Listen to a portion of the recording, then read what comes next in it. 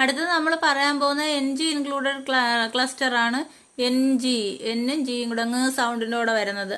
ANG ആങ്, ING ഇങ്, ONG ഓങ്, UNG അങ്ങ്. ഇത് ഉദാഹരണം sang, gang, ring, bring, strong, ലോ, സങ്, ലങ്.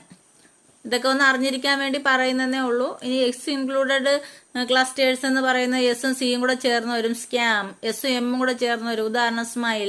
എസും പിയും കൂടെ ചേർന്ന് വരും spoon. SW swan. SPR spring. SCH വരുന്നത് സ്കൂൾ. എസും കെയും കൂടെ വരുന്നത് സ്കേറ്റ്. എസ് എന്നും കൂടെ ചേർന്ന് snake. Stick, scrap, squad, splash.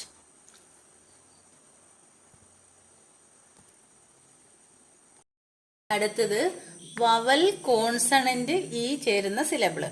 നേരത്തെ നമ്മൾ പറഞ്ഞു എല്ലിയും കോൺസണന്റിന്റെ കൂടെ എല്ലും ഇയും ചേർന്ന സിലബിളാണ് തൊട്ട് മുമ്പ് പറഞ്ഞത്. ഇനി വവലും കോൺസണന്റും അടുത്തത് ഒരു ഇയും കൂടെ ചേർന്ന് വരുന്ന സിലബിൾ, അതായത് VCE. ഇതിനെ ഈ ഇവിടെ വരുന്ന VCEയില് വരുന്ന ഇയെ മാജിക് ഇ എന്ന് പറയുന്നുണ്ട്. അതുപോലെ long vowel sound followed by a consonant and a silent E. ഇതിനകത്ത് എന്താ വരുന്നത്? സൈലന്റ് ഇക്ക് തൊട്ട് മുന്നേ ആയിട്ട് വരുന്നത് ലോങ് വവൽ സൗണ്ട് ആണ്. അതിനു മുമ്പ് ഒരു കോൺസണന്റും കാണും. അതായത് ഉദാഹരണം വീണ്ടും അത് തന്നെ, കേക്ക്, എ. ഈ സൈലന്റ് തൊട്ട് മുമ്പ് കോൺസണന്റ്, ലോങ് വവല്. അതായത് സൈലന്റ് ഇ അവസാനം സൈലന്റ് ഇ വരികയും അതിന് തൊട്ട് മുമ്പ് കോൺസണന്റ് വരികയും ചെയ്താൽ അതിനും തൊട്ട് മുന്നേ വരുന്ന വവൽ എപ്പോഴും ലോങ് വവലായിരിക്കും. ഇവിടെ എ എന്ന് മാത്രമല്ലേ ഉള്ളൂ, നീട്ടമില്ലല്ലോ.